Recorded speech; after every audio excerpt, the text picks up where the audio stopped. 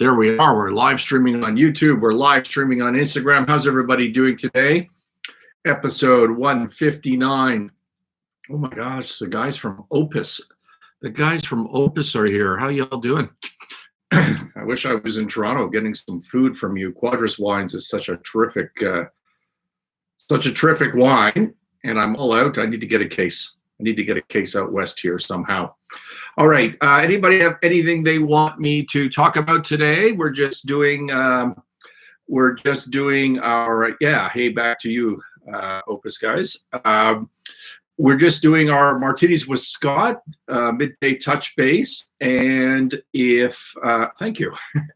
And if anybody has a topic they want me to talk about, otherwise I'm going to talk about something I saw and participated in on LinkedIn yesterday. There was a question, there was a poll put forward, and it said, do you think job listings should include the salary range for the position? Do you think job listings should include the salary range for the position? 93% said yes, 6% said no. I might personally be the 6%. So the question came back to me from the person who made this posting, who I know well and who is an entrepreneur, and they said, why? What's your thoughts? And I thought I'd just do the touch base on this today because it's easier, and then I'll send him the link. His answer was, he says, yes, from both perspectives, employer and candidate, why waste your time if you're immediately misaligned on compensation? This should be one of the very first filters. Okay, so here's the flaw in the question. The flaw in the question is it doesn't provide a premise. It does not provide a premise for the type of company, type of business this person is running, or for the job. So, for example, if you're running, like our friends over here at Quadras, a restaurant that's one of the best kitchens in the country, and you're hiring a server. Okay, you're hiring a server. This is an hourly job. You've got a frame of reference. You've got a bunch of other servers. You got a bartender. You know what you pay. You know what fits within your model. And servers know the market as well. And so they say, okay, you could post out so much per hour. Maybe you don't even need to because everybody knows the answer, but you can post out X per hour. There's how much you're going to pay. You can put that in the job listing. If I'm hiring a manufacturing laborer, if I'm hiring a clerk for the front office in any one of my businesses, it's an hourly job or it's a sort of a base salary job. Sure, you can put it in if you want. But I would also suggest nobody has an unrealistic expectation in those things. But if you're an entrepreneur, and I should have said, if you're a big business, if you're the government, if you're a public company that's in big business, even if you're a private company, but you're relatively large, you have pay grades. You have pay grades, you have levels, you have career paths. You're going to start here, and the grades, the salary range is this. Then when you're done that, you're going to promote to this level, and here's how it's going to go. You can explain that to new hires, and that's all good. But the person that asked that question doesn't have any of those things. Sorry, the Instagram paused because my battery's getting low, but we'll be fine.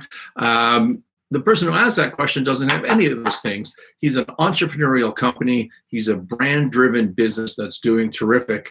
And unless he's hiring a laborer from the back, if he's hiring somebody more mid to senior management, I don't know what it is, by the way, but let's assume that's the case, then why would you put the salary in up front? And I'm going to give you my points for that in a minute. I don't think that you should. So his perspective is you should. Someone else commented, this is interesting. I say letting the applicants know the salary range for a position is a must so that it sets an expectation from the start. Everybody who provided a comment, I thought this was really fascinating, said, we don't want to waste each other's time. We don't want to ace each other's time. Someone said transparency is always best and not wasting time. Another person said, I'll be an MBA in less than a year. If it doesn't state the salary, I won't waste my time.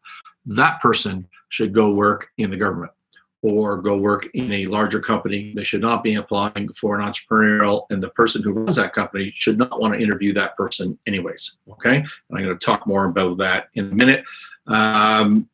Someone from the Ministry of Attorney General, everybody that provided a comment said you ought to put this in here. Here's my reasons for why you should not. Number one, you don't know the market. You do not know the market. You're a small company. You don't have a frame of reference. You don't have pay grades. Again, we're talking about smaller entrepreneurial businesses that, and you're hiring, not a base level, not an hourly laborer, you're hiring, middle management, a marketing person, a CFO, a controller, a VP, whatever, you're hiring that, or even a CEO, you're hiring that person. You don't know the market. You don't have pay grids. You're small. You're entrepreneurial. You don't have a career path. You're too small to have a career path set up for somebody that's coming in the door. You don't know what the number is. You don't have the ability to set it, so you should ask.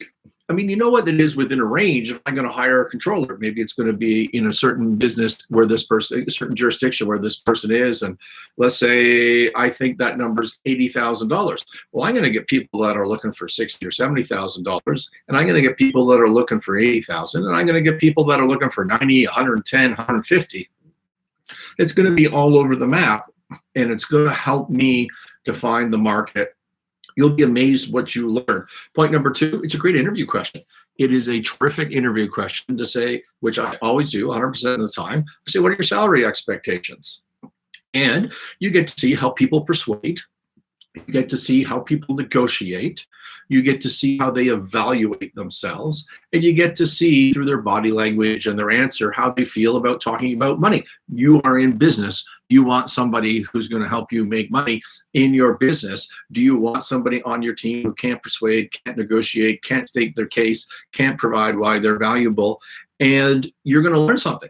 You're going to learn a lot out of that process by asking that question. Number 3, this company in particular, remember, we're focusing on entrepreneurs here. This is a brand-driven company, and you have a story. You need to sell the story. Money is not the thing that's your immediate filter. The immediate filter, the very first filter, ought to be, does this person fit within your brand? When I'm hiring interim executives or full-time executives to replace myself, president, C-level stuff, CEO, president, VP Ops, CFO, controller, somewhere along that lines, I'm working in troubled businesses. I've stepped into a troubled company. I fixed it. I've turned around. Hey, Brian, how you doing? Thanks for joining us on YouTube, and thank you for the flames. I've turned this thing around. I need to now have a discussion. I need to sell the incoming candidate, the people that I'm interviewing, as much as they need to sell me. This is a two-way street. If this is not just a grid, if this is not just a job, if this is a career and you're looking for somebody to buy into your brand when you're an entrepreneur, you need to sell them. You need to sell them. You need to tell them the story. And to do that, you need to sit in front of them. You need to have the opportunity for that 30-minute meeting.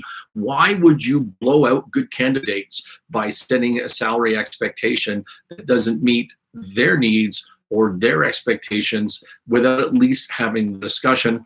You always need to sell the opportunity. And if you don't, and by the way, if you do sell the brand, if you sell how cool you guys are, how successful you're being, and you as a candidate get to be associated with that, doesn't that impact the price, right? Maybe my salary is this. Maybe my salary is, I don't know, $80,000. We're making up numbers, but I'm willing to take 70 because you guys were amazing.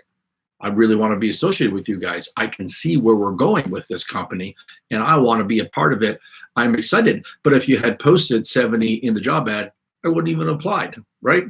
That's my point number 3. Point number 4, are you looking for a job to be filled in this entrepreneurial company, or are you looking for a great person, or are you looking for both?